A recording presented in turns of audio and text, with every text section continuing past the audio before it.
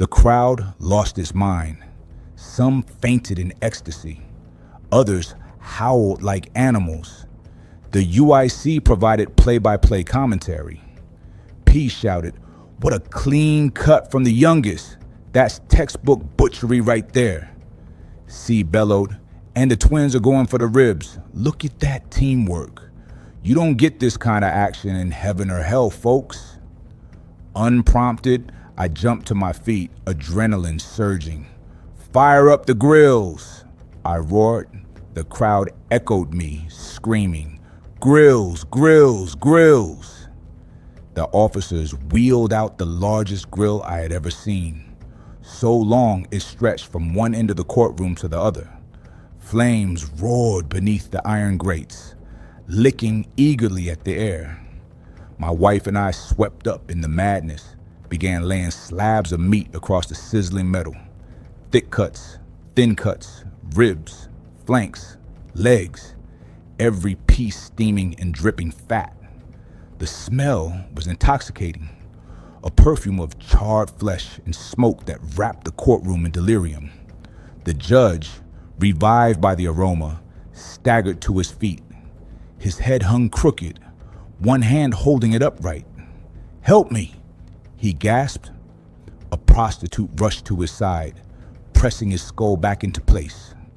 He groaned with relief, then grabbed her, kissing her hungrily before pulling away with grease still on his lips. "After the meat," he muttered, "the ceremony must go on." He staggered to the grill, discarded his gavel, and snatched up a long meat fork. With a triumphant roar, he stabbed the largest cut and held it aloft. Grease dripped down his wrist as he bellowed through his gag, "Feast!" The courtroom exploded. The crowd surged forward, clawing at the grill, ripping hunks of searing hot meat with bare hands, shoving it into their mouths despite the burn. Fat dripped down chins, grease smeared across faces, moans of pleasure filling the air. The bailiff took over the grill, hurling more meat onto the flames as fast as the crowd devoured it. Someone shouted, "Salt!" And suddenly, impossibly, a white rain fell from the ceiling, dusting the sizzling flesh with crystals that sent the crowd into even deeper ecstasy. And then the clothes came off. One by one, the crowd stripped bare, writhing in a frenzy of lust and hunger. The prostitutes led the charge, dragging guards and jurors into tangled heaps of flesh. The chanting turned to grunting, shrieking, hysterical laughter. It was no longer a courtroom, but a bacchanal, a ritual orgy fueled by moose meat and madness. The UIC shouted commentary over it all, voices cracking with glee. P hollered, "This is history, folks. The first official courtroom-sanctioned moose orgy." C doubled over with laughter, and they said law was boring. I stood frozen, my wife at my side, our children watching with expressions torn between horror and amusement. The youngest tugged at my sleeve.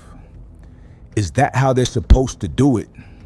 My wife and I shouted together, "No!"